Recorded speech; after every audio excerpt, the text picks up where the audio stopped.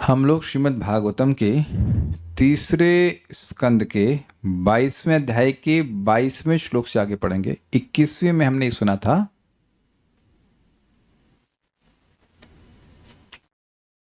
मैत्रेय उवाच स उग्रधन्वन् उग्रधन्वन् यदेवाबभाषे आसीत् तूष्णीमरविन्दनाभम् धियोपगृह्णन् स्मितशोभितेन मुखेन चेतो लुलुभे देवहूत्या। मैत्रेय मुनि ने कहा, सह अर्थात वह कर्दम ऋषि उग्रधन्वन, हे उग्रधन्वन का मतलब वीर, तीर चलाने में बहुत तेज ना, ऐसे तो अर्थ हुआ है, ग्रेट वॉरियर। विदुर जी, इयद एवा इतना ही, अवभाषे बोल करके, आसीच तूष्णीम वह शांत हो गए, कर्दम ऋषि बोल नहीं रहे थे। अरविंद नाभाम धियोपगृह्णन, भगवान अरविंद नाभ की पे उनकी धिया के द्वारा अपने हृदय में एकाग्र कर लिए। स्मित शोभितेना, और सुंदर मुस्कान से युक्त मुख के द्वारा, मुखेना देवहूति के चित्त को लुभाने लगे, या लुभा दिया। तो यहाँ पे सीधा स्वामी की एक बात थी जो शायद कल क्लियर नहीं हुई थी कि एक है कि उनकी कोई इच्छा नहीं थी कि देवहूति को लुभाएं, लेकिन वह लुब्ध हो गई। और दूसरा था कि उन्होंने कुछ ऐसा प्रकाशन किया अपनी तरफ से जिससे वो लुब्ध हो गई। दो अर्थ हैं, दो प्रकार के अर्थ हैं, तब जौन सा अर्थ ग्रहण करना चाहें ग्रहण कर लीजिएगा। अब हम लोग 22वें में सुनते हैं, 22वें को सुनते हैं। सोनु ज्ञात्वा व्यवसितम महिषा दुहितुः स्फुटम, सोनु ज्ञात्वा व्यवसितं महिष्या दुहितुः स्फुटम्, तस्मै गुणगणाढ्याया ददौ तुल्यां प्रहर्षितः, तस्मै गुणगणाढ्याय ददौ तुल्यां प्रहर्षितः। सोनु ज्ञात्वा व्यवसितं महिष्या दुहितुः स्फुटम्, सोनु ज्ञात्वा व्यवसितं महिष्या दुहितुः स्फुटम्, तस्मै गुणगणाढ्याय ददौ तुल्यां प्रहर्षितः, तस्मै गुणगणाढ्याय ददौ तुल्यां प्रहर्षितः। सोनु ज्ञात्वा व्यवसितं महिष्या दुहितुः स्फुटम्, सोनु ज्ञात्वा व्यवसितं महिष्या दुहितुः स्फुटम्, तस्मै गुणगणाढ्याय ददौ तुल्यां प्रहर्षितः, तस्मै गुणगणाढ्याय ददौ तुल्यां प्रहर्षितः। रानी शतरूपा तथा देवहूति दोनों के दृढ़ संकल्प को स्पष्ट रूप से जान लेने पर सम्राट मनु ने अपनी पुत्री को समान गुणों से युक्त मुनि कर्दम को अर्पित कर दिया। सह उन मनु महाराज ने महिष्या यानी महारानी शतरूपा और दुहितु यानी अपनी पुत्री का स्फुटम व्यवसितम स्पष्ट दृढ़ संकल्प अनुज्ञात जानकर उनसे पूछ करके भी गण गुण आढ्याय, अनेक गण मतलब होता है समूह, अनेक गुणों से संपन्न, तस्मय उन कर्दम जी को प्रहर्षता प्रसन्नता पूर्वक, तुल्याम समान गुणों वाली कन्या का ददौ अर्थात दान किया। तो कल आप पूछ रहे थे ना वेदवानी कि क्या अनमनस्क होकर के एकदम क्या शादी करनी पड़ रही है ऐसे भाव से दिया, तो क्या उत्तर मिल गया आपके प्रश्न का? नहीं, बड़े प्रसन्न होकर दिया। क्योंकि देखिए इनके मन में एक डाउट आ रहा था वेदवानी के कि अरे चिंता में होंगे कि भाई ये तो शादी के बस संतान होगी छोड़ के चले जाएंगे, तो ऐसे लड़के से शादी कराते समय मतलब पिता को चिंता होगी, लेकिन इनको चिंता नहीं है, वह प्रसन्न है। एक बात इंटरेस्टिंग है कि देखिए अरेंज मैरिज है लेकिन सप्रेशन नहीं है। अपनी पुत्री के भी व्यवसितम अर्थात दृढ़ संकल्प को देख रहे हैं। वो देख रहे हैं कि इनके सामने ही बात हो रही है, कुछ छुपाया नहीं जा रहा है, क्या नाम से, कर्दम ऋषि के द्वारा, तब भी ये इन्हीं के प्रति आकर्षित हैं। और आप ये बताइए कि पिता तो घबराएगा ही, माँ नहीं घबराएगी कि हमारी बेटी को हमारे दामाद जी छोड़ देंगे जैसे संतान होता है।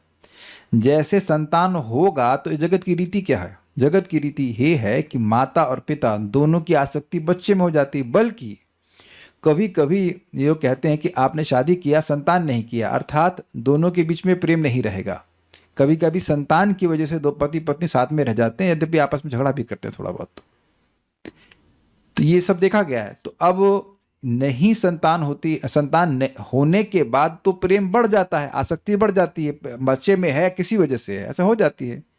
उस समय पति का छोड़ देना पत्नी को तो असहाय अवस्था में डाल देगा। तो ऐसे में तो सास को और ससुर को चिंता होनी चाहिए ना, नेचुरल है। लेकिन यहाँ पर दोनों का, और उसमें सास को तो और चिंता होगी, क्योंकि मतलब स्त्रियों का स्वभाव ही चिंता करना चिंता करती ही रहती हैं। कोई विरोध हो तो बता दीजिएगा। कोई माता जी का विरोध है इस संबंध में कि चिंता नहीं करती हैं आप ये हो गया, वो हो गया, ये हो गया, वो हो गया, कॉन्स्टेंटली। भगवान ने डिजाइन ही ऐसा किया है, क्या कर सकते हैं। कोई माता जी यहाँ चिल टाइप्स हैं क्या? ऐसा कोई, अरे कोई भी विरोध नहीं कर रहा है। तो आप देखेंगे कि नहीं, भगवान ने बनाया ऐसे। लेकिन ये भी चिंता नहीं कर रही हैं, ये भी चिंता नहीं कर। कौन? ये भी शत्रुपा माता जी, ये भी चिंता नहीं कर रहे हैं। तो सास का देख लिए, सास मतलब माता जी का, और तो बेटी का भी देख लिए। तो ये नहीं है कि बेटी की इच्छा के विरुद्ध शादी करा रहे हैं, अरेंज मैरिज करा रहे हैं, लेकिन बेटी की इच्छा के विरुद्ध नहीं करा रहे हैं। तो इसलिए जो लोग कहते हैं या उस प्रकार से कहेंगे कि नहीं तुम हमारे अधीन हो, तुम्हारी शादी वैसे ही होनी चाहिए जैसे हम चाह रहे हैं, ना ना ना, शास्त्र ये नहीं कह रहा है। बेटी का भी ओपिनियन लिया जाएगा और पत्नी का भी ओपिनियन लिया जाएगा। बिल्कुल लिखा है, स्फुटम, स्पष्ट देख लिए कि इसमें कोई इन लोगों को संशय नहीं। स्फुटम का मतलब होता है स्पष्ट, क्लियर। स्पट सह अनुज्ञात्वा, उन मनु महाराज ने अनुज्ञात्वा, अनुज्ञात्वा का मतलब होता है उस अनु मतलब उसके बाद, और ज्ञात्वा मतलब जानकारी, यानी कि ये सारी घटना के बाद ही सब जान लिए कि भाई इन लोगों का भी दर्शक सब कुछ क्लियर है, इन लोगों को भी इच्छा है। व्यवसितम यानी कि संकल्प किसका? महिष्या अपनी रानी का, और दुहितु अपनी बेटी का। और स्फुटम मतलब एकदम क्लियर, चाहिए कि नहीं चाहिए। कभी व्यक्ति कंफ्यूज होता है, ये चाहिए कि नहीं चाहिए। जब स्पष्ट बोल देता है कि ये चाहिए तो उसे कहेंगे स्फुटम। कभी आपके संग ऐसा नहीं हुआ? प्रसाद वितरण करने का कोई अनुभव हो कभी, तो ये बहुत डाउट होता है। सामने वाला बोलता है ये दे दीजिए ना, दे दीजिए, ऐसा चेहरा पे ऐसे इंगित करेगा कि उसे क्लियर नहीं हो रहा है कि चाहिए कि नहीं चाहिए। तो जो देने वाला होता है वो कहता है भाई बता दो ना क्लियरली, चाहिए कि नहीं चाहिए। उसको लगता है कि पेट तो भरा हुआ है, फिर लगता है दोबारा नहीं आएगा, उसके बाद डाउट हो जाता है। तो वहाँ स्फुटम नहीं होता है, वो क्लियर नहीं होता है। आप लोगों को सबके संग ऐसा होता होगा कि कभी ना कभी कोई चीज़ में क्लियर नहीं होता है, तो क्या एकदम स्फुटम, एकदम क्लियर था कि शादी करनी है। तो तस्मय, उन कर्दम ऋषि को कैसे हैं वो? गुण गण आढ्याय, गुणों के समूह से युक्त। आढ्याय मतलब जो कि युक्त है, उनको ददौ दिए। तुल्या मतलब जो गुणों में इनके समान थे।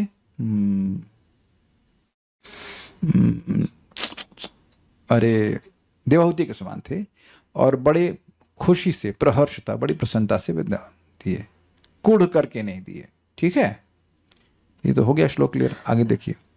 शतरूपा महारागी पारिबर्हान महाधना, शतरूपा महाराज्ञी पारिबर्हान महाधना, दंपत्यो पर्यदात् प्रीत्या भूषवासः परिच्छदान्, दंपत्यो पर्यदात् प्रीत्या भूषावासः परिच्छदान्। शतरूपा महारागी पारिबर्हान महाधना, शतरूपा महाराज्ञी पारिबर्हान महाधना, दंपत्यो पर्यदात् प्रीत्या भूषवासः परिच्छदान्, दंपत्यो पर्यदात् प्रीत्या भूषावासः परिच्छदान्। शतरूपा महाराज्ञी पारिबर्हान महाधना, शतरूपा महारागी पारिबर्हान महाधना, दंपत्यो पर्यदात् प्रीत्या भूषावासः परिच्छदान्, दंपत्यो पर्यदात् प्रीत्या भूषवासः परिच्छदान्।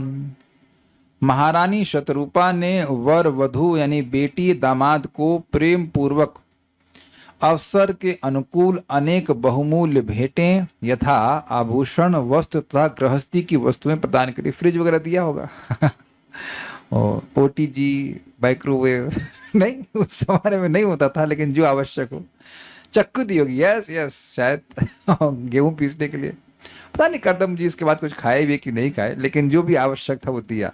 तो दिया जाना चाहिए, पैसे नहीं बचाने चाहिए। अब आजकल गृहस्थी में फ्रिज चाहिए होता है, कन्वर्टिबल फ्रिज अच्छा रहता है उसमें काफी सब्जी आ जाती है, तो दहेज जोड़ लीजिएगा, देना चाहिए, देना चाहिए। देखिए एक इंटरेस्टिंग बात है, ये मैं बताना और भूल गया, बेटी को क्यों देना चाहिए। देखिए पिता की संपत्ति नेचुरली किसके पास आती है, बेटे के पास, तो बेटे के पास तो कुछ नहीं जाती है, तो शादी के समय खुले दिल से देना चाहिए कि भाई हम दहेज में ही दे रहे हैं, सारी संपत्ति, अपना घर तो नहीं दे रहे हैं ना। यहां पर भी स्वयंभू मनु अपना पूरा साम्राज्य तो नहीं दे रहे हैं, साम्राज्य किसके पास जाएगा, उत्तानपाद, और मतलब जो भी बेटे के पास, उत्तानपाद के पास जाएगा। तो उसकी तुलना में तो आप कम ही दे रहे हैं ना।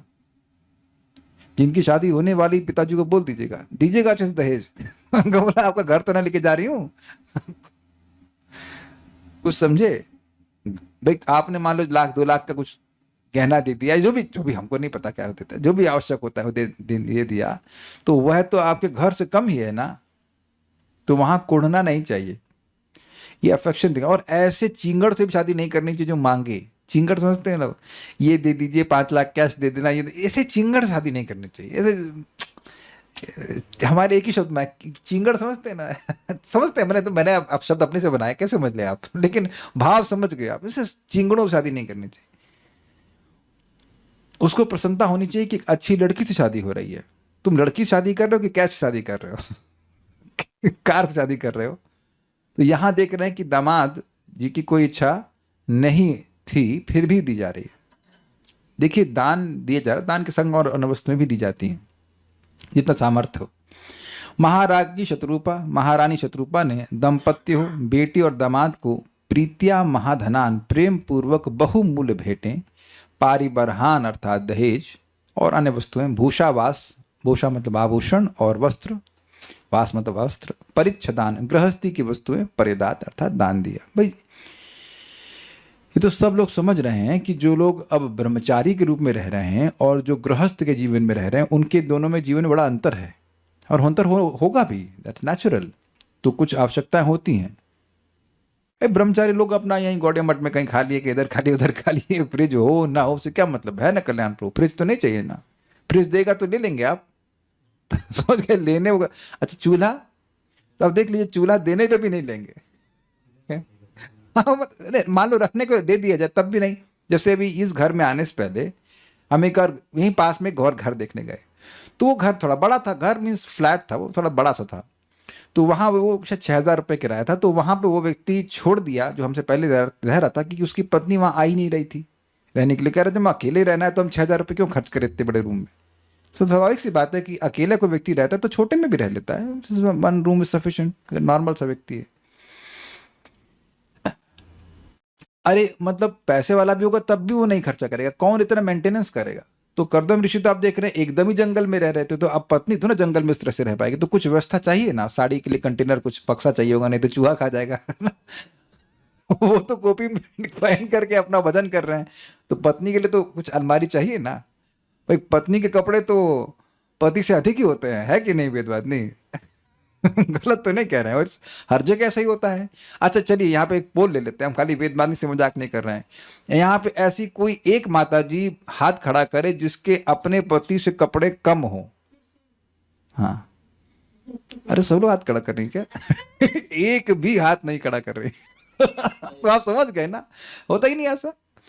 एक वक्त आए थे, हम नाम तो नहीं, हमारे बड़े प्रिय स्टूडेंट हैं, तो वो आए और आपकी पत्नी एकदम चक चक साड़ी पहनी, वो वही धोती कुर्ता व्हाइट वाला जो ब्रह्मचारी आश्रम में पहनते वही पहन हमने कहा ये देखो बाबा जी रहेंगे एकदम वही 500 रुपए का, ये भी नहीं कि महंगा धोती कुर्ता, पुराना वाला जो आश्रम से लेके चले गए थे वही पहन करके वृंदावन में आ गए, जस्ट लाइक दिस।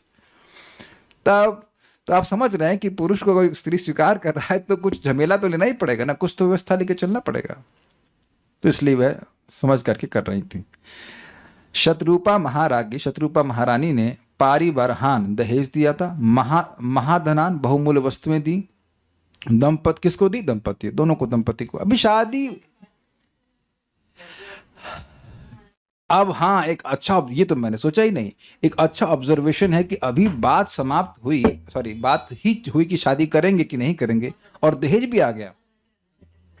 ये एक अच्छा प्रश्न है। देखिए, इसीलिए डिस्कशन होना चाहिए। ये इस तरफ मैं सोचा नहीं था कि ये बात सोचने वाली है कि भाई जब वो किसी लड़के को देखने जा रहे हैं, ओके, हम इनको दीजिए, माइक दीजिए। इन्होंने, इनको एक्सपीरियंस है, 3 लड़कों की शादी करवाएं, तीनों की अरेंज मैरिज हुई ना। तो प्रभु जी माइक लीजिए। हाँ, जब राजेश प्रभु को से बात लड़की वाले आए थे तो दहेज लेके आए थे वो? नहीं। अच्छा, राजेश प्रभु का नहीं होगा, वो वरुण प्रभु का नहीं। और अरुण प्रभु का।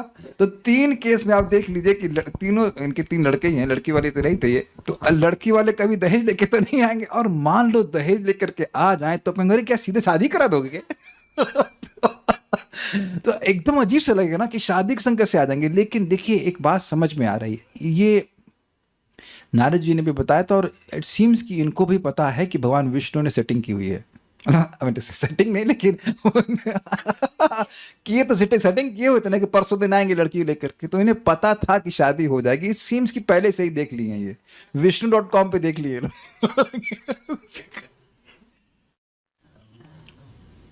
तो विष्णु भगवान ने सेटिंग कर, से मतलब निर्णय कर दिया कि शादी होगी ही, इसलिए सारा दहेज पहले से लेके आया। क्योंकि इतना अवकाश नहीं कि अब जाओ और लेके आओ, ऐसा नहीं है। क्योंकि ये लेके आए हैं लड़की को, लेकिन लेके जाएंगे नहीं। और आगे अभी क्लियर हो जाएगा कि बहुत सारे नौकर भी हैं। जब शादी कर देंगे तो लेके क्यों जाएंगे? आप कथा में नहीं थे क्या? तुरंत ही तो हो रही है। अब बात कहाँ, तुरंत बात हुई, उसका शादी हो गई, दहेज की बात हो रही तो शादी हो रही, खत्म कहानी। जंगल में तो क्या लगता है आपको, ये महल में जाने वाले शादी के लिए गौना करेंगे? इनकी बारात में है कौन? वो पशु पक्षी जाएंगे साथ। आप कल्याण प्रोफेसर खुदा रहे, आप कभी देखे नहीं? लड़कियों की पूरी बारात आती है, उसका वो क्या कहते हैं उसको, क्या बोलते हैं उसको, कुछ कहते हैं। नहीं, बारात जो है कहीं जिस स्थान पर रुकती है उसे क्या कहते हैं, किसी को पता है? बारात करने प्रोजेक्ट शब्द होता है उसका, आपको पता है? अभी याद नहीं आ रहा है। हम लोग भी वहां पे गए थे, वो एक बड़ा सा घर ले लेते हैं, वहाँ 1 दिन रुकती है बारात। क्या कहते हैं, किसी को याद नहीं है? Let's see, somebody is giving on chat. नहीं पता किसी को। एनीवेज, तो खैर, बारात घर नहीं कुछ बोलते हैं, अबे नहीं आओ, घ या गा से कुछ नाम होता है। जब पुराने लोग होते तो कोई बताते हैं। यहाँ पे कोई पुराना यहाँ पे भक्त है क्या? ऋचा माता जी, आप थोड़ी पुरानी लग रही हैं।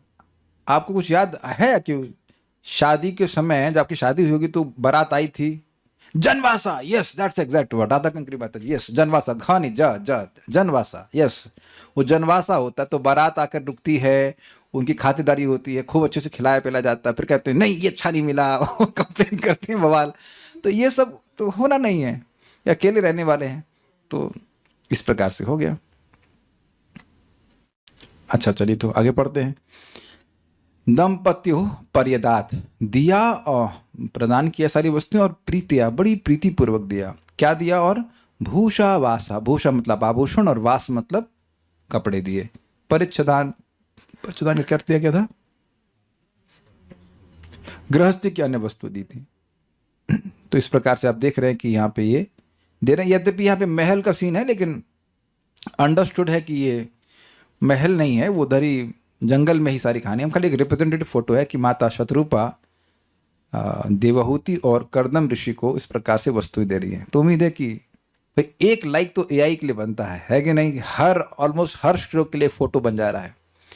Bhagavatam full of photos. तो इस प्रकार से माता शतरूपा दे रही हैं वस्तुएं कर्दम ऋषि को और देवहूति को। तात्पर्य, आज भी भारत में कन्यादान के साथ दहेज देने की प्रथा प्रचलित है। दी जाने वाली भेंटें कन्या के पिता की हैसियत या स्थिति के अनुसार होती हैं। अब इससे क्या सीख रहे हैं? अगर कोई व्यक्ति देख रहा है कि जो पिता है वो गरीब है या उतना धनवान नहीं है, अब उस पर प्रेशर करना कि ये लाइए वो लाइए, ऐसा करना, ये चीज़ फिर ठीक नहीं। ऐसे व्यक्ति की यहाँ शादी करनी ही नहीं चाहिए। अगर आपने शादी करी है तो ये आपकी गलती है, आपके मतलब माता पिता की गलती है। कभी करनी ही नहीं चाहिए इस तरह से। देखिए, एक बात समझने वाली है कि लड़की से शादी हो रही तो जो आप वस्तुएं दे रही हो तो क्या वो लड़की उपयोग नहीं करेगी? मान लीजिए फॉर एग्जाम्पल फ्रिज दिया है, तो ऐसा तो नहीं कि दामाद उसमें जाके घुस जाएगा सोएंगे उसमें, है कि नहीं? वो पत्नी भी तो इस्तेमाल, सॉरी मतलब पत्नी मतलब बेटी भी तो इस्तेमाल करेगी, दोनों के उपयोग में है ना भाई। तो ऐसा तो नहीं कि आप केवल दामाद के लिए दे रहे हैं, और दामाद के प्रति भी अफेक्शन है। जब तक जिसको दान दे रहे हैं उसके प्रति सम्मान की भावना नहीं है, प्रीति नहीं, तो मत दान दीजिए। Does it make sense? दान सत्पात्र को दिया जाता है, मैं फिर रिपीट कर रहा हूं, श्रद्धा से दिया जाता है, सत्पात्र को दिया जाता है। भगवान गीता में कहते हैं अगर यही विश्वास नहीं है कि सत्पात्र है तो फिर दान कर क्यों रहे हैं? मैं फिर रिपीट कर रहा हूं इस बात को कि जब आप देख लिए कि वो दारू पी रहा है, मुर्गा खा रहा है, तो ऐसे व्यक्ति को कन्या दान क्यों कर रहे हैं बेवकूफ? मैं उन जनरलों को बोल रहा हूं जैसा करते हैं या करेंगे। अरे मूर्ख, ऐसे व्यक्ति को दान नहीं दिया जाता है जो मुर्गा खाता हो, शराब पीता हो, वो किसी दान के योग्य नहीं है। कन्यादान तो बहुत बड़ी बात हो गई, लेकिन आजकल मूर्खों की तरह लोग पीएचडी देख लेते हैं और आगे जो एबीसीडी जो भी लिखा हुआ है, एमएससी बीएससी बीएससी जो भी कुछ लिखा हो उसको देख करके, और ये नहीं देखते हैं कि ये दारूबाज है।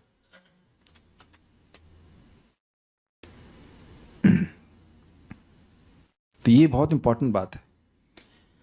क्या इंपॉर्टेंट बात है कि हैसियत के अनुसार होना चाहिए, और हैसियत है तो नहीं देना भी अपराध है। कुछ समझ रहे हैं बात? मेरा सामर्थ्य है देने का और मैं नहीं दे रहा हूं, तो वह भी कंजड़पना है, वह गलत है। इसको भगवान ने राजसिक कहा गया है कि दे रहे हैं लेकिन चिड़ चिड़ करके दे रहे हैं, अरे क्यों देना पड़ रहा है, ऐसा नहीं करना चाहिए।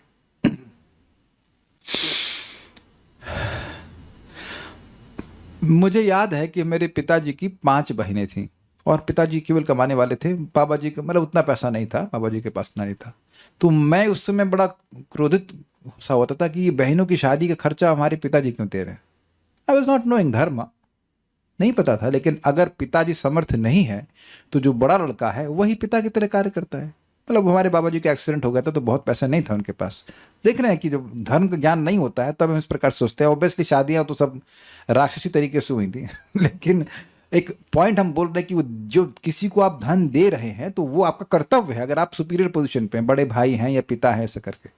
ये हम लोग सोचते थे कि अपनी मतलब नेचुरली सोचेंगे ना, पत्नी बच्चों के लिए होना चाहिए केवल, लेकिन ऐसा नहीं होना चाहिए, ऐसा नहीं है। ठीक है। पारी बरहान महाधनान का अर्थ है कि विवाह के समय दूल्हे को दिया जाने वाला दहेज। यहां पर महाधनान का अर्थ होगा एक महारानी के अनुकूल बहुमूल्य वस्तुओं का दहेज। भूषावासा परिच्छदान का अर्थ गृहस्थी की वस्तुएं हैं। एक सम्राट की पुत्री के विवाह उत्सव के अनुकूल सभी प्रकार की वस्तुएं कर्दम मुनि को, जो अभी तक ब्रह्मचारी थे, दी गईं।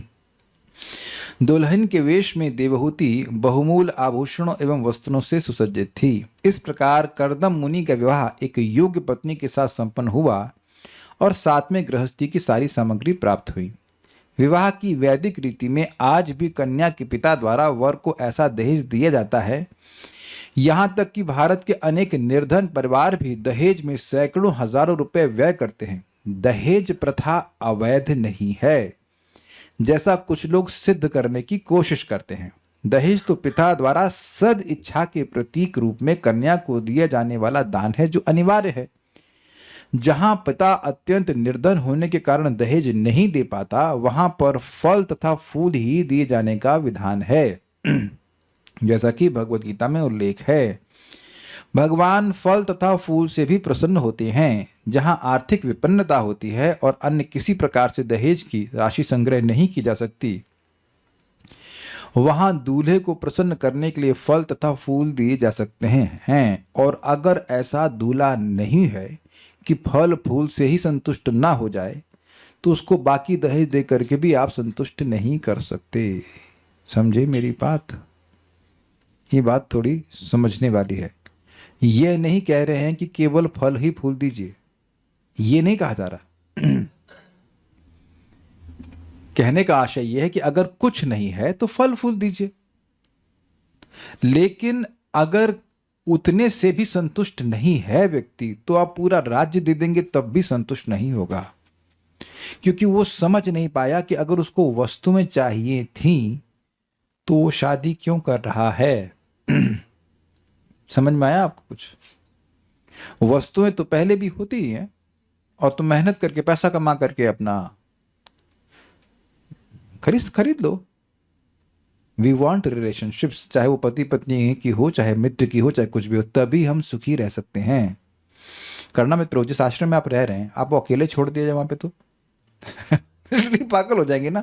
पूरा जिस रूम में, आज इस रूम में किसी में आसक्त नहीं हो, आज इस रूम में तो कल दूसरे रूम में, कल उसमें, ऐसे करके कल्याणपुर आप रह लेंगे एकदम अकेले। एक बंगले में छोड़ दें, कोई बात नहीं, कोई चीज नहीं, कुछ नहीं, खाना वाना मिलता रहेगा, एक रूम से दूसरे रूम में, दूसरे रूम से तीसरे रूम में, यू कैन स्टे। नहीं, कुछ नहीं, इंटरनेट कुछ नहीं, कोई इंटरेक्शन नहीं। आप कह रहे हो लेकिन इंटरनेट लेकर के भी आप परेशान हो जाएंगे। ट्राई करना कभी। आपको लग रहा है ये खाली कहने की बात है, यहाँ आप आते हैं ना तो इसलिए लग रहा है, अगर कोई भी ना हो बात करने के लिए तो ये चैट भी काम नहीं करेगी। ये इसलिए हम बोल रहे हैं क्योंकि हम आत्मा हैं, हम जड़ पदार्थ नहीं है। We want relationships, we want interaction. तो ठीक है, आगे पढ़ते हैं।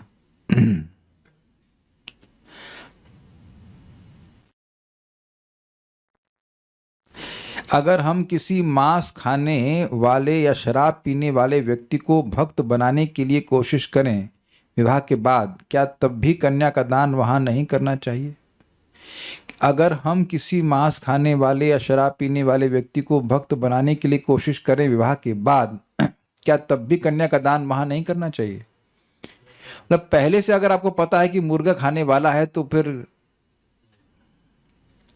क्यों कहना है? और क्या संभावना है कि वो चेंज हो जाएगा? देखिए, एक बात समझ लीजिए,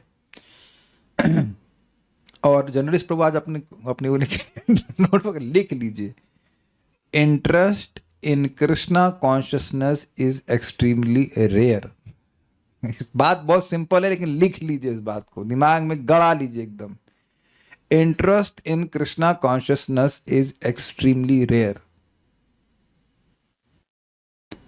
और फिर अगर भूल जा रहे हैं तो नीतू सिंह माता जी अपनी भी कॉपी में लिख लीजिएगा, interest in Krishna consciousness is extremely rare. और उसका संस्कृत बता देता हूं आपको। मनुष्याणाम सहस्रेषु कश्चिद यतति सिद्धये यततामपि सिद्धानाम कश्चिन माम वेति तत्वतः। हजारों मनुष्यों में से कोई एक व्यक्ति सिद्धि के लिए प्रयासरत रहता है। अब प्रैक्टिकल देखो, हमारे जपाजुम में 1009 लोग हैं और यहाँ कितने हैं? 97। तो हो गया ना 10% का रेशियो। मतलब 1000 लोग ज्वाइन करने वाले, जबकि फ्री है। लोग आश्चर्यचकित हो जाते हैं, सोचते हैं कि मैं कुछ पेड क्लासेस करता हूं जिसमें मैं बताता हूँ सारी बात, यहाँ ऊपर की बात बताता हूँ। लोग करते हैं ना, फ्री के कुछ ट्यूटोरियल्स डाल देते हैं। पूरा ज्ञान लेना है तो आपको पैसा देना होगा। हाँ, तो बहुत लोगों को आश्चर्य होता है कि अरे फ्री में कैसे दे रहे हैं? फ्री में कहाँ दे रहे हैं? टाइम दे रहे हैं ना आप अपना। टाइम से ज्यादा मूल्यवान वस्तु क्या है? ये इंटरेस्ट, ये भगवत गीता सुनने की इच्छा ही रेयर है। तो आप किसी को चेंज कर ही लोगे ये कोई पक्का नहीं है, बाद में रोते ही रहेंगे। ये भी तो संभावना है कि व्यक्ति ना चेंज हो, और ऐसा भी हमने देखा है कि चेंज नहीं हुए। तो इसलिए ना, मैं इसको समर्थन नहीं कर सकता। Not good idea. एक भक्त कह रहे हैं, I am actually living A life like that. 4 कमरे में, एक कमरे से दूसरे कमरे में अकेले कोई नहीं है। अच्छा, वेरी गुड। तो अच्छा नहीं लगता है वो। चलिए, अभी तो इस कमरे में बहुत सारे लोग हैं, तो आगे पढ़ते हैं। 24वें श्लोक को देखिए। प्रत्ताम दुहितरम सम्राट सदृक्षाय गतव्यथः। प्रत्तां दुहितरं सम्राट् सदृक्षाय गतव्यथः। उपगुह्य च बाहुभ्याम औत्कण्ठ्योन्मथिताशयः। उपगुह्य च बाहुभ्याम् औत्कण्ठ्योन्महिताशयः। मही नहीं, मथि। औत्कण्ठ्योन्मथिताशयः। प्रत्तां दुहितरं सम्राट सदृक्षाय गतव्यथः। प्रत्तां दुहितरं सम्राट् सदृक्षाय गतव्यथः। उपगुह्य च बाहुभ्याम औत्कण्ठ्योन्मथिताशयः। उपगुह्य च बाहुभ्याम् औत्कण्ठ्योन्मथिताशयः। बोलिए। प्रत्तां दुहितरं सम्राट् सदृक्षाय गतव्यथः। प्रत्तां दुहितरं सम्राट सदृक्षाय गतव्यथः। उपगुह्य च बाहुभ्याम् औत्कण्ठ्योन्मथिताशयः। उपगुह्य च बाहुभ्याम औत्कण्ठ्योन्मथिताशयः।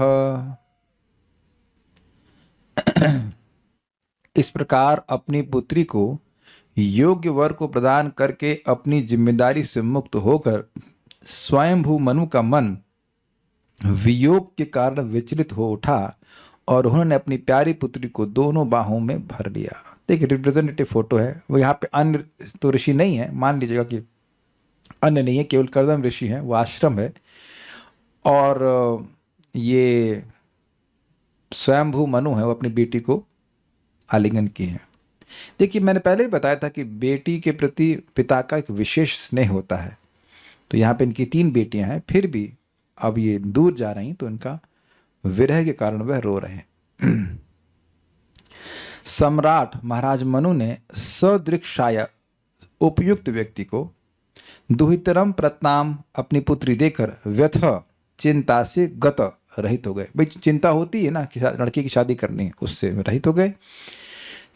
और चलते समय मतलब अब जा रहे हैं उस समय उन्होंने औत्कंठ उन्मथित आशय, उत्कंठा से उन्मथित मतलब शुद्ध और आशय मतलब चित्त, अत्यंत उत्सुक एवं शुद्ध मन से बाहुव्याम उपगुह्य दोनों भुजाओं से उसका आलिंगन किया। किसका आलिंगन किया? देवहूति का। प्रत्ताम दुहितरम सम्राट मनु ने अपनी बेटी को उनको देकर, किसको देकर? सदृक्षाय, जो उनके अनुरूप थे, जो उपयुक्त वर थे, उनको देकर के गतव्य था, व्यथा से रहित हो गए। ये स्वाभाविक सी बात है कि पिता के लिए ये एक व्यथा की बात होती है, चिंता की बात होती है कि हमारी बेटी की शादी ठीक व्यक्ति से हो जाए। देखिए आज भी पिता केवल यही नहीं सोचते हैं कि लड़का कमा रहा हो। मैंने ये नहीं कहा कि वो नहीं सोचते, यही नहीं सोचते हैं कि वो कमा रहा हो, बल्कि वो यह भी सोचते हैं कि बच्ची का ध्यान, हमारी बेटी का ध्यान वो लड़का रखेगा कि नहीं रखेगा। अग्रीड? उसका चरित्र भी तो ठीक होना चाहिए, इसलिए परिवार वार देखते हैं कि नहीं देखते हैं। तो ये सब बातें हैं। तो यहाँ सब कुछ व्यवस्था उनकी, जो उनकी व्यथा थी वह सब चली गई। उपगुह्य च बाहुव्याम, बाहुव्याम दोनों द्विवचन में, अपनी दोनों बाहुओं में उनको आलिंगन किया अपनी बेटी को। औत्कुंठ्यान उन्मतिताशय, उत्कंठा से उनका आशय यानी चित्त शुद्ध हो गया था। तो ये कौन है? ये है महाजन। 12 महाजनों में से एक महाजन है स्वयंभू मनु। तो क्या उनकी कोई फीलिंग्स नहीं है? क्या ये देह के स्तर पे है? क्या महाजन लोग देह के स्तर पे होते हैं? कल्याण प्रभु, क्या महाजन लोग देह के स्तर पे होते हैं? नहीं होते हैं। तब ये सब फीलिंग्स को एक्सप्लेन करेंगे, कल्याण प्रभु एक्सप्लेन करेंगे। Let him explain, try to explain.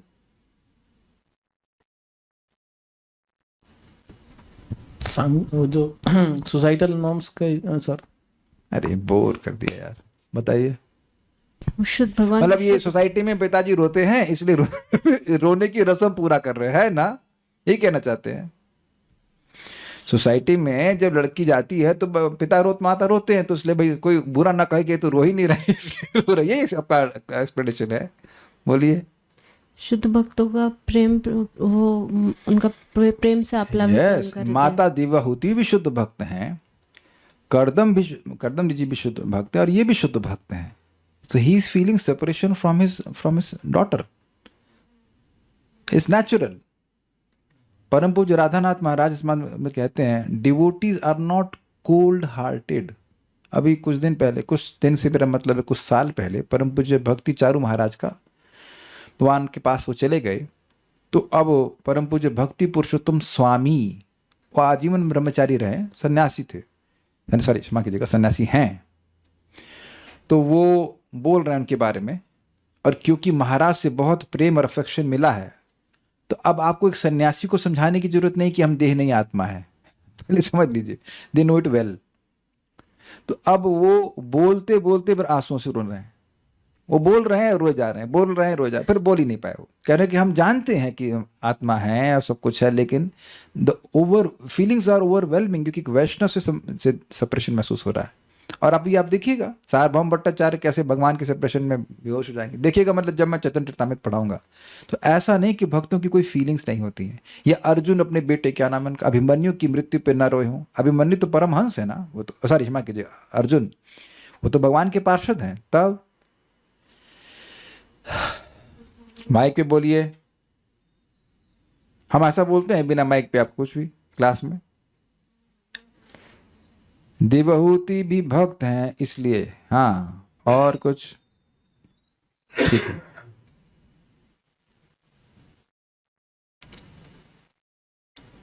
तात्पर्य पढ़िए आप, तात्पर्य। पिता जब तक अपनी वयस्क पुत्री को किसी उपयुक्त वर को अर्पित नहीं कर देता तब तक वह चिंताग्रस्त रहता है। माता तथा पिता जब तक अपनी संतानों का विवाह नहीं कर लेते तब तक उनके ऊपर जिम्मेदारी बनी रहती है, और जब पिता अपना कर्तव्य निभा लेता है तो वह अपनी जिम्मेदारी से मुक्त हो जाता है। अब अगले पढ़ते हैं। अशक्नुवंस्तद विरहम मुंचन वाष्पकलाम मुहुः। अशक्नुक्वंस्तद विरहम मुंचन बाष्पकलां मुहुः। आसिंचद अम्बवत्सेति नेत्रोर्दुर्दुहितुः शिखाः। आसिंचन्दम्बवत्सेति नेत्रोदैर्दुहितुः शिखः। अशक्नुवंस्तद्विरहं मुञ्चन् बाष्पकलां मुहुः। अशक्नुवंस्तद्विरहं मुञ्चन् बाष्पकलां मुहुः। अशक्नुवंस्तद्विरहं मुञ्चन् बाष्पकलां मुहुः। अशक्नुवंस्तद्विरहं मुञ्चन् बाष्पकलां मुहुः। आसिंचद अम्बवत्सेति नेत्रोर्दुर्हितुः शिखाः। आसिंचदम्बवत्सेति नेत्रोदैर्दुहितुः शिखः। अशक्नुवंस्तद्विरहं मुञ्चन् बाष्पकलां मुहुः। अशक्नुवंस्तद्विरहं मुञ्चन् बाष्पकलां मुहुः। आसिंचदम्बवत्सेति नेत्रोदैर्दुहितुः शिखः। आसिंचद अम्बवत्सेति नेत्रोर्दैर्दुर्हितुः शिखा। सम्राट अपनी पुत्री के वियोग को न सह सके, अतः उनके नेत्रों से बारंबार अश्रु झरने लगे और उनकी पुत्री का सिर भीग गया। वे विलख पड़े, मेरी माता, मेरी प्यारी बेटी। तो अब आप यहाँ देख रहे हैं कि किस प्रकार से विलख करके मनु महाराज, स्वयंभू मनु, अपनी बेटी को आलिंगन की है और रो रहे हैं। ये फोटो ज़्यादा अच्छी है, ऐसे वो better, is it not? Better in the sense more realistic. तो वहाँ पीछे हैं कुछ ऋषि आदि भी हैं। So is crying. और तो ध्यान रखिए कि थोड़ा सा ड्रेस देवहूति की सिंपल सी लग रही है, बट शी वॉज ऑर्नामेंटेड। अब जितना एआई को समझ में आ रहा है उतना ही वो बना के दे रहा है, लेकिन much better photo, so you can visualise. Okay. तद महाराज मनु पुत्री के, तद मतलब उस पुत्री के, तो महाराज मनु पुत्री के विरहम यानी वियोग को अशक्नुवम न सह सकने के कारण मुहु बाष्प कलाम मुंचन, पुनः मुह मतलब पुनः पुनः अश्रुओं की धारा बहाने लगे। ये हुआ होगा आप लोग के संग कि कभी आप बहुत दुखी हुए हैं और आप चाहते हैं कि ना रोएं, लेकिन बार बार आंसू आता है, बार बार आता है। और जब स्पेशली जब इमोशंस ओवरवेलमिंग होते हैं, किसी के संग ना हुआ हो कभी तो हाथ खड़ा करना। You know that sometimes it happens that emotions are so overwhelming, आप नहीं चाहते हैं कि आंसू आए, लेकिन आंसू आते जाते हैं। तो वही बात यहाँ पे है कि वह उस विरह को सहन नहीं कर पा रहे थे, जो विरह के इमोशंस थे बहुत ज़्यादा आ रहे थे, वो भाव बहुत आ रहा था, तो इसलिए बार बार आंसू आ रहा था। जबकि कर्दम ऋषि भी सामने है और वो सम्राट है, क्षत्रिय है। ठीक है। अम्ब हे मेरी माता, वत्स हे बेटी। अब ये समझ में नहीं आ रहा है कि माता क्यों कह रहे हैं ये विरह के कारण ही कह रहे हैं। इति इस प्रकार नेत्र उदयी, नेत्रों के जल से दुहितु शिखा, पुत्री के सिर के बालों को, शिखा मतलब बाल, आसिंचित यानी भिगो दिया। यह भी हुआ ही होगा। कभी ना कभी आप देखेंगे या तो माँ या पिता अपने बच्चे को आलिंगन कर लेते हैं तो इतना रोते हैं कि वो जो बच्चे का सिर है वो उनके आंसू से भीग जाता है। ये बात कह रहे हैं। अशक्नुवस् तद्विरम, नहीं सहन कर पाने को, क्या? तद्विरम उस पुत्री के विरह को, मुंचन छोड़े उन्होंने, बाष्प कलाम बार बार उन्होंने आंसुओं की धारा को छोड़ा।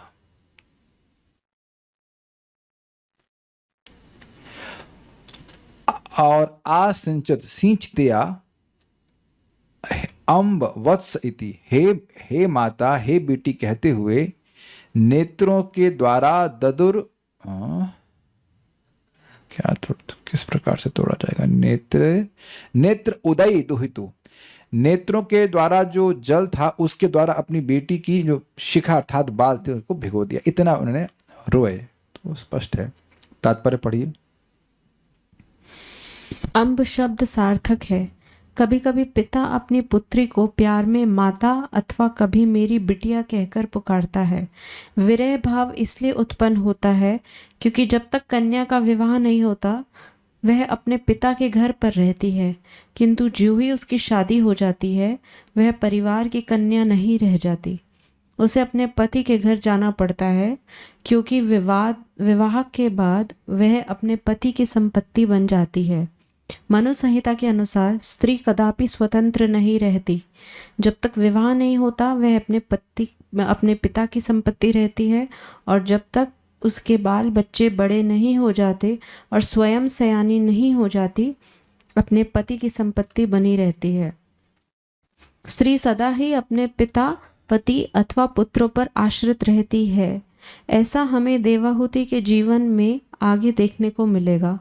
देवाहुति के पिता ने अपना उत्तरदायित्व उसके पति कर्दम मुनि को सौंप दिया, और उसी तरह कर्दम मुनि अपने पुत्र कपिल देव को सौंपकर गृह त्याग कर चले गए। ध्यान दीजिएगा कि कर्दम मुनि, अब हम जो ऐसे तो डिटेल में देखेंगे कि ऐसा नहीं, मतलब ऐसा नहीं था कि भगवान बहुत छोटे रहे होंगे और तुरंत छोड़ दिए। मैं इसलिए बोल रहा हूँ कि मुझे कथा पूरी ठीक से याद नहीं है। भगवान थोड़े बड़े हुए होंगे तब वह छोड़े होंगे, ऐसा मुझे लग रहा है, जो कि बात यहाँ समझ में आ रही है। कथा तो डिटेल में पढ़ेंगे तो क्लियर होगा। लेकिन नियम क्या है? नियम यह है कि पिता के संरक्षण में रहेगी, फिर पति के संरक्षण में रहेगी, और पति भी तभी त्याग सकते हैं जबकि बेटा हो और बेटे के संरक्षण में पत्नी को रखा जाए। दैट इज रिस्पॉन्सिबल लाइफ, ये बात बोल रहा है।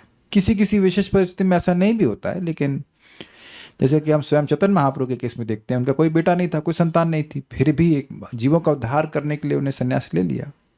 तो it's a very special case.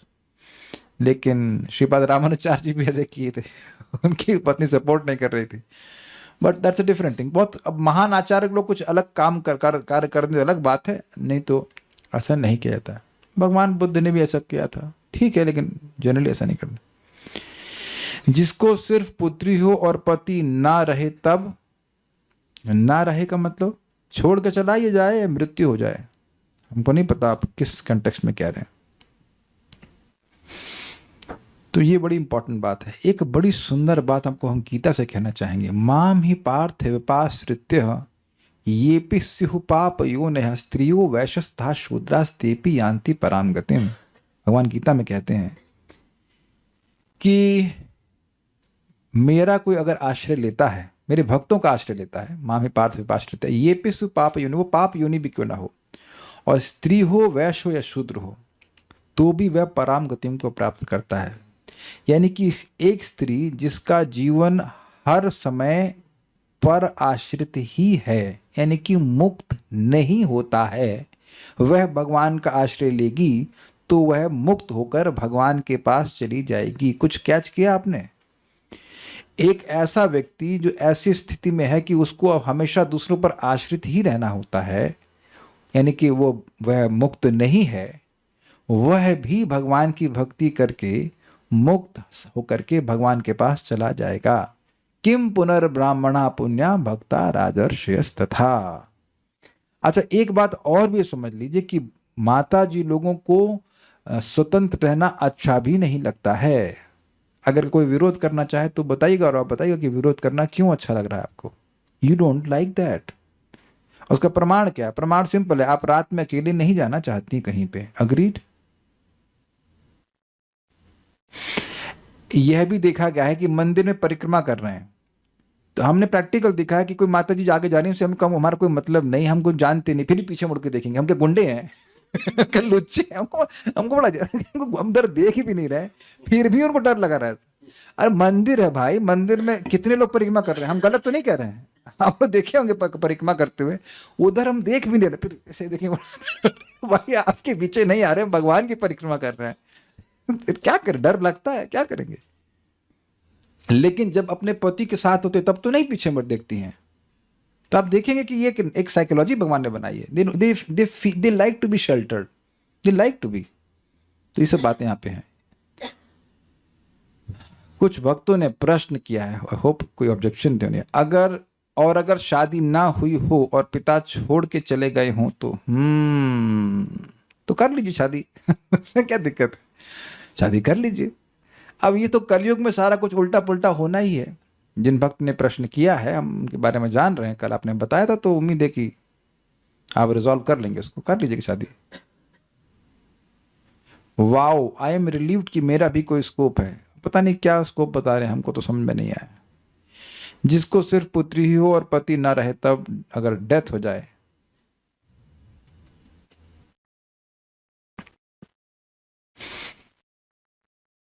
वैसे परिवेश में रहना चाहिए जहाँ पे प्रोटेक्शन हो। हाँ, चाचा हो सकते हैं। जैसे देखिए, मेरी छोटी मौसी की उनके पति की डेथ तब हो गई थी जब वो 26 साल की थी, तो वो अपने सास ससुर के संग ही रही। तो ये भी तरीका ठीक है।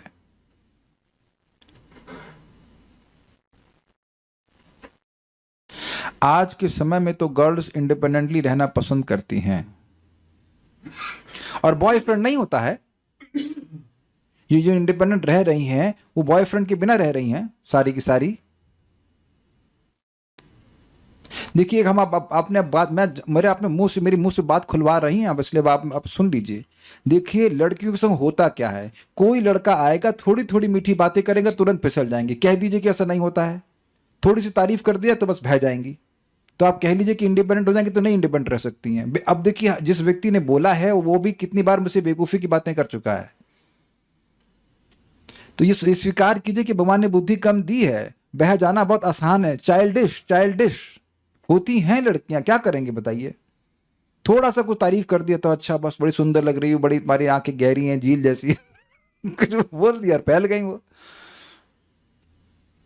ऐसा मत सोचिए कि ऐसा नहीं होता है। हमको पहले विश्वास नहीं होता था ये बात, अब हमको कुछ अनुभव हो रहा है कि हाँ भाई ऐसा होता है, ऐसा होता है। इसीलिए लड़कियों की शादी कर देनी चाहिए, तो उनका मन स्थिर रहता, हमारा पति है वही हमारी आंखों को देखे और किसी को और कोई ना देखे। आपकी काउंसलिंग थी ना, वो परेशान हुई कि नहीं वेदवादिनी? उसको हम बता रहे थे कि लड़का ठीक, मतलब ये बता रही थी और लोग बता रहे थे लड़का ठीक नहीं है, फिर भी परेशान। उसके बाद मालूम चला कि लड़का गड़बड़ निकला। तो बात यह है कि एक बात आप समझ लेना कि लड़कियां इंडिपेंडेंट रहती हैं, तो आप देखो कि वह किसी न किसी पुरुष की, इवन हाउ टू से, साइकोलॉजिकल वे में शेल्टर चाहती हैं। और अगर पति से आश्रय मिलता है तो वो नहीं चाहती हैं, सीधी सीधी बात है।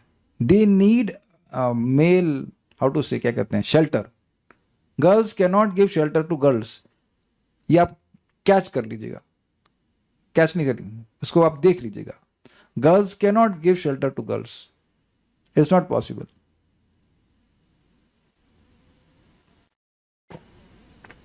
अगर देना ही होता तो माता देवा होती, तो आप सारी माता जी से अधिक योग्य है ना।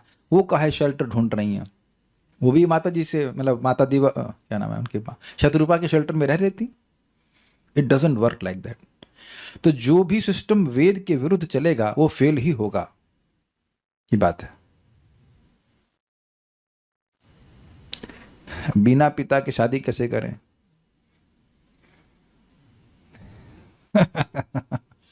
अब ये तो स्कोप के बाहर चला जाएगा, आगे पढ़ते हैं।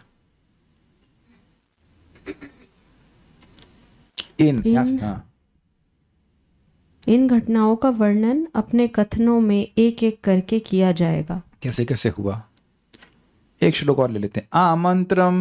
आमंत्र्य तम मुनिवरम अनुज्ञातः सहानुगः। आमन्त्र्यतं मुनिवरम् अनुज्ञातः सहानुगः। प्रतस्ते रथमारुह्य सभार्यः स्वपुरं नृपः। प्रतस्थे रथमारुह्य सभार्यः स्वपुरं नृपः। उभयोर्षिकुल्यायः सरस्वत्या सुरोधसोः। उभयोर्षिकुल्यायः ऋषिर्कुल्यायः सरस्वत्यः सुरोधसोः ऋषीणाम प्रशांतानां पश्यन्नाश्रम संपदः। ऋषीणाम् उपशान्तानां पश्यन्नाश्रम संपदः। तब महर्षि से आज्ञा लेते हुए और उनकी अनुमति पाकर राजा अपनी पत्नी के साथ रथ में सवार हुआ और अपने सेवकों सहित अपनी राजधानी के लिए चल पड़ा। रास्ते भर में वे साधु पुरुषों के लिए अनुकूल सरस्वती नदी के दोनों ओर सुहावने तटों पर उनके शांत एवं सुंदर आश्रमों की समृद्धि को देखते रहे। तो ये देख रहे हैं आप, उनके संग सेवक भी थे, वो चले रानी के साथ और सरस्वती नदी बह रही है, उसके आसपास भी और सारे आश्रमों की समृद्धि को देखते रहे।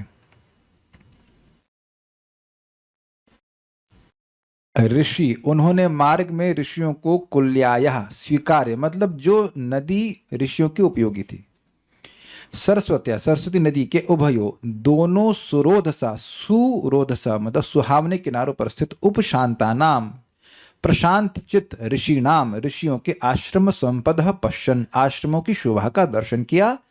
इसको समझिएगा, जैसे आप नोएडा जाइए तो दोनों तरफ क्या दिखाई पड़ते हैं, बड़े बड़े टावर है ना। तो यहाँ जा रहे हैं तो ये देख रहे हैं कि सरस्वती नदी जो ऋषियों के प्रिय थी, उसके दोनों तरफ सुंदर सुंदर सुंदर कुटियाएं हैं, केले के पेड़ होंगे, सुंदर सुंदर पुण्य वृक्ष होंगे, इस प्रकार की वह संपद को देख रहे थे।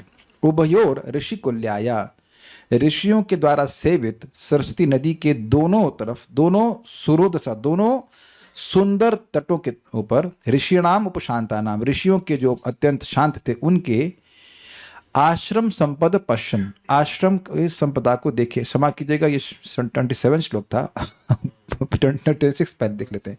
मुनिवर्तम, मुनि श्रेष्ठ उन कर्दम जिससे आमंत्र्य पूछ करके हम चलते हैं और अनुज्ञाता अनुमति पाकर नृपः मनु महाराज ने स्वभार्य अपनी पत्नी के साथ रथमारोह्य रथ पर चढ़कर अनुगह सह सेवकों के साथ स्वपुरम प्रतस्थे अपनी राजधानी को प्रस्थान किया। इजी है। तात्पर्य, आधुनिक युग में जिस प्रकार बड़ी बड़ी इंजीनियरी और वास्तुकला के कौशल से नगरों का निर्माण किया जाता है, उसी प्रकार प्राचीन काल में ऋषिकुल होते थे जहां साधु सदृश व्यक्ति रहा करते थे। आज भी भारत में दिव्य ज्ञान के अनेक भव्य स्थान हैं। अनेक ऋषि तथा साधु पुरुष आत्म अनुशीलन के लिए गंगा तथा यमुना के तट पर सुंदर कुटियों में रहते हैं। राजा अपने दल समेत इन ऋषि कुलों से होकर जाते समय कुटियों तथा आश्रमों की शोभा से बहुत प्रमुदित हुआ करते थे। यहाँ पर पश्चन आश्रम संपद कहा गया है। ऋषियों के पास उच्च प्रासाद न थे, मतलब महल न थे, किंतु उनके आश्रम इतने सुंदर थे कि राजा उन्हें देखकर अत्यधिक प्रसन्न हुए। अब ये इंटरेस्टिंग बात है, जो लास्ट लाइन है, राजा रह रहा है महल में, तो जो महल में रहने वाला व्यक्ति है वो कुटिया को देखकर क्यों प्रसन्न होगा। तो देखिए, एक ऋषि की संपद उसकी तपस्या है, उसकी भक्ति है, और इस कारण से जो उसके मन में शांति यानी कि संतोष रूपी क्या कहेंगे उसको संपद है, उससे आकर्षित हुए। कुछ समझ पा रहे हैं मैं क्या कह रहा हूं? जिसके पास बहुत वैभव है वह व्यक्ति के संतोष को देखकर आकर्षित होता है कि इसके पास भौतिक रूप से कुछ नहीं है, फिर भी ये कितना सुखी और संतुष्ट है। ये उनको सुखी करने वाला था। अब एक प्रश्न यह भी होगा कि गंगा जी के पास क्यों कुटिया बनाते थे। देखिए, गंगा जी अपने आप में महान तीर्थ हैं। पूरे ब्रह्मांड भर के 3.5 करोड़ तीर्थ गंगा जी के जल में विद्यमान रहते हैं, ये समझ लीजिएगा। इसीलिए हो सके तो गंगा जी का जल मिलाकर पीना चाहिए, सब समझते हैं आप इस बात। इनका दर्शन होने से, गंगा जी का दर्शन होने से व्यक्ति को जो बंधन है वो खुल जाते हैं। तो बहुत अच्छा माना जाता है कि जप करे तो व्यक्ति गंगा जी या यमुना जी के तट पे बैठ के जप कर सके, अगर व्यवस्था हो तो बहुत अच्छा माना जाता है। तो गंगा जी के तट पर या यमुना जी के तट पर बैठ के जप करने से, भजन करने से कई गुना अधिक लाभ प्राप्त होता है, इसलिए कुटिया बनाते थे। तो वहाँ कोई ऐसा, और नहाने का भी सिस्टम अच्छा है, पानी पीने के लिए भी है, नहाने के लिए भी एकदम बढ़िया पानी। आप लोगों को पता नहीं ऐसा अनुभव कभी ना कभी हुआ होगा, मैं बचपन में भी गया हूँ अपने बाबा जी के साथ उधर ऋषिकेश, वहाँ पे परमार्थ निकेतन है और आगे भी, तो उन्हीं की छोटा सा हम उसमें बहुत छोटी सी क्या कहते हैं धर्मशाला में रुके हुए थे। लेकिन उतनी सुंदर थी स्थान, आज भी वो संस्कार है मेरे मन में है कि गंगा जी पर सूरज की किरणें पड़ रही हैं और चमक रही हैं, तो एकदम वहाँ पे अब देखोगे तो बड़ा मन प्रसन्न हो जाता है। जितने लोगों को भी हरिद्वार में या ऋषिकेश में गंगा जी का दर्शन का सौभाग्य मिला है, वो मेरी बात का विरोध नहीं करेंगे, सभी को अच्छा लगा। यहाँ पे भी यमुना जी को देखते हैं, यमुना जी के पास जाकर पास बस बैठ जाइए, कितना अच्छा लगता है। वहाँ से बल्कि स्कूटर से भी जा रहे हैं तो यमुना जी का दर्शन कितना पवित्र करने वाला है। और जो लोग डुबकी मार के यमुना जी में स्नान किए हैं, गंगा जी में स्नान किए हैं, वो जानते हैं कि वो बाथरूम का स्नान उसकी तुलना में कभी नहीं हो सकता। It is so amazing. मैं यमुना जी का पोंटा साहिब करके यमुना नगर में, वहाँ पे स्नान किया हूँ, बड़ा एकदम क्लीन वाटर, सो नाइस। और उधर मंदाकिनी है, कहाँ पे ये चित्रकूट, अरे बहुत आनंद, एकदम साफ पानी।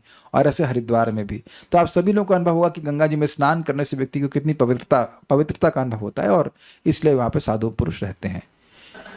कुछ पूछना चाहते हैं क्या? If someone woman remains to live a brahmachari life, is that not right for her? Preaching and other seva if she is doing, is that enough?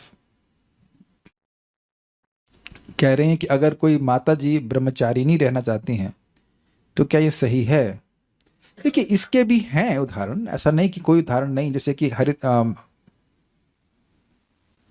Haridas Thakur ji की शिष्या थी लखा हीरा, वो पहले वैश्या थी, तो उनको बोले कि आप नाम जप कीजिए, तो 3 लाख नाम जप करने लगी और शादी नहीं करी।